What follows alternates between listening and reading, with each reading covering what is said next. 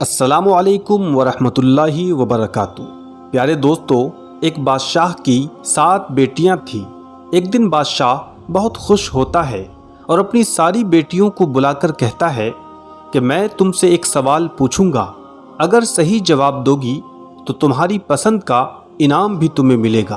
तो चलो सब एक ही लाइन में खड़ी हो जाओ और एक एक करके बताओ कि तुम लोगों को कौन खिलाता है और कौन पहनाता है।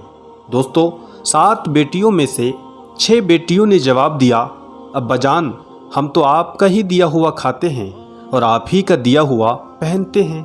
आप ही की वजह से हमारी ये शान व शौकत है।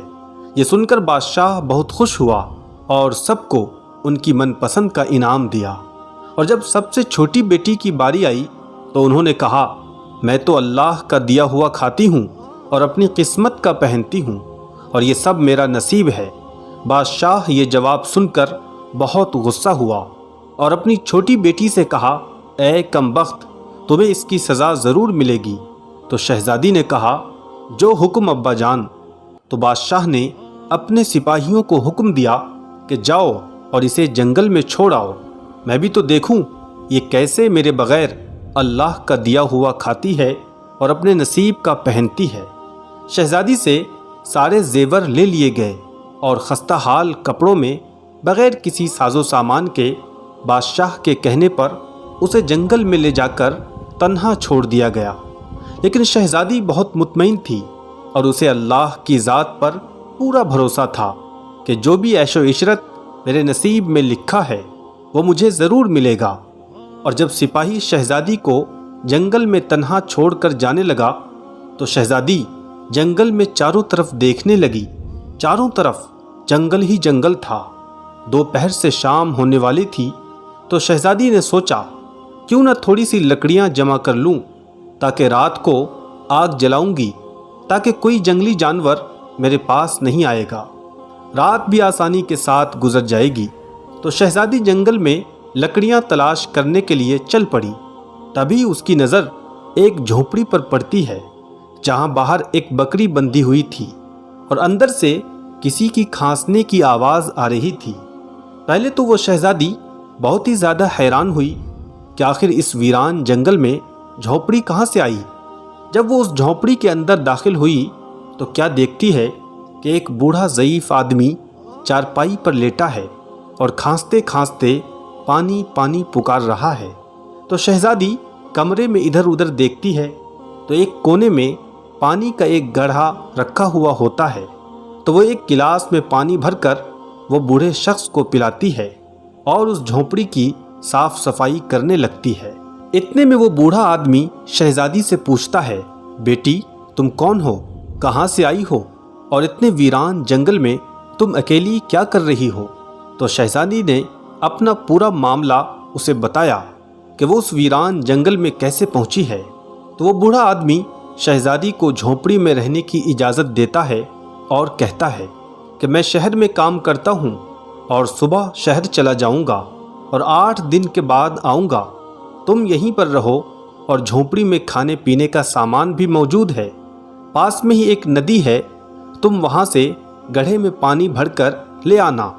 दोस्तों, सुबह को वो बूढ़ा आदमी शहर चला जाता है और झोंपड़ी में शहज़ादी अकेली रह जाती है।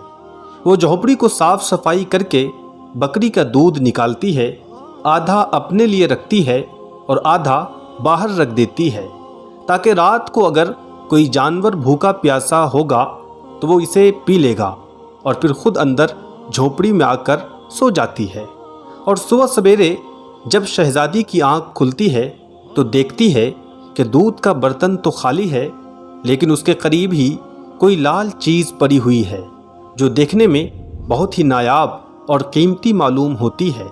और पास में ही एक सांप का निशान भी नज़र आ रहा था। तभी शहज़ादी को याद आता है कि उसने बचपन में सुन रखा था कि जब कोई सांप खुश होता है तो वो एक ऐसा नायाब लाल उगलता है जिसकी कीमत हीरे जवाहरात से भी ज़्यादा होती है। दोस्तों, शहज़ादी बहुत ज़्यादा हैरान हो जाती है और सोचती है कि शायद वो सांप बहुत ज़्यादा भूखा रहा होगा, इसीलिए दूध पीकर खुशी में ये लाल चीज़ छोड़ गया है।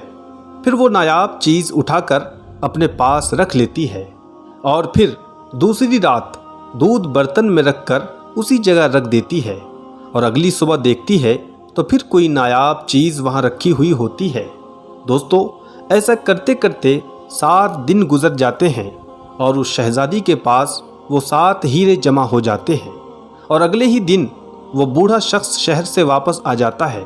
तभी शहज़ादी वो नायाब चीज़ उस बूढ़े शख्स को दिखाती है और सारा माजरा बयान करती है और बूढ़े को 3 हीरे देती है और कहती है कि आप शहर में जाकर ये लाल हीरे को बेच दें और साथ में महल बनाने वाले मज़दूरों को साथ लेकर आ जाएं। बाकी के 4 हीरे शहज़ादी अपने गले में हार बनाकर पहन लेती है और कुछ ही दिनों में जंगल में एक आलीशान महल तैयार हो जाता है जिसमें वो बूढ़ा आदमी और शहज़ादी रहने लगती है। एक दिन आलीशान महल जिसमें चारों तरफ नौकर चाकर और ज़रूरत की सारी चीज़ें मौजूद होती हैं और शहज़ादी जंगल में लकड़ी की एक फैक्ट्री भी खोल देती है जिसमें हज़ारों की तादाद में मज़दूर काम करते हैं और उसकी रोज़ी रोटी का इंतज़ाम होता है। दोस्तों, देखते ही देखते जंगल एक शहर में तब्दील हो जाता है और दूर दूर तक इस बात के चर्चे होने लगते हैं कि शहज़ादी बहुत ज़्यादा रहमदिल है। ये खबर उड़ते उड़ते जब बादशाह के कान में पहुंचती है तो बादशाह को ये ख्याल आता है कि मैं भी तो देखूं कि आखिर कौन से मुल्क की शहज़ादी है जिसके लोग इतनी तारीफ़ करते हैं। बादशाह अपने सिपाहियों के साथ पैगाम भेजता है कि वो शहज़ादी से मुलाकात करना चाहता है और जब सिपाही शहज़ादी को बताते हैं तो शहज़ादी सिपाहियों से कहती है कि बादशाह सलामत एक ही शर्त पर हमसे मुलाकात कर सकते हैं कि वो अपने साथ अपनी तमाम बेटियों को भी लेकर आएं। और फिर सिपाही जाकर बादशाह को ये पैगाम सुना देते हैं और फिर बादशाह अपनी तमाम बेटियों के साथ उस शहज़ादी के महल पर मुलाकात के लिए आता है। तो शहज़ादी अपने चेहरे पर नकाब पहनकर उन सब से मुलाकात करती है और उन सब के लिए 7 रंग के खाने पेश करते हैं और हर खाने के साथ उसी रंग के सूट और जेवरात पहनकर आती है। दोस्तों, महल की ये शान शौकत, ये खूबसूरती और शहज़ादी का ये अंदाज़ बादशाह और बादशाह के साथ आई हुई तमाम लड़कियों को हैरान और मुतासिर कर देता है। आखिर में बादशाह शहज़ादी से बोल ही देता है, तुम मेरी बेटी की जगह पर हो, यानी कि तुम मेरी बेटी ही की तरह हो, इसलिए तुम्हें हमसे पर्दा करने की ज़रूरत नहीं है। अपनी सारी बेटियों को अपने साथ लेकर आया हूँ, फिर भला हमसे ये पर्दा क्यों।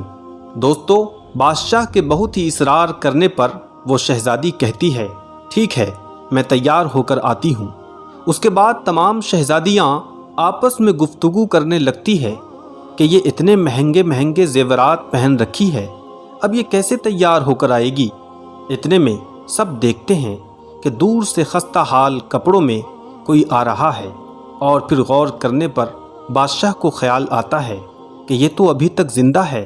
मैं तो अब तक यही सोच रहा था कि इसे जंगली जानवरों ने खा लिया होगा, और जब मैंने अपने सिपाहियों को इसकी खबर लेने के लिए भेजा था तो मेरे सिपाहियों ने मुझे बतलाया था कि वहाँ पर शहज़ादी का कोई नामो निशान नहीं है, तो ये भला कैसे हो सकता है।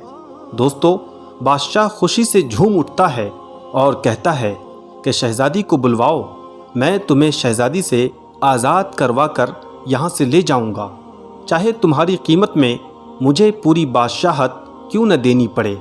इतने में वो शहज़ादी कहती है कि नहीं, मैं वही शहज़ादी हूँ और ये बात मैंने ही कही थी कि मैं अल्लाह का दिया हुआ खाती हूँ और अपनी किस्मत का पहनती हूँ, और देखो कि उसी अल्लाह ने मुझे कहाँ से कहाँ पहुँचा दिया और आज मैं आपसे भी ज़्यादा अमीर हूँ।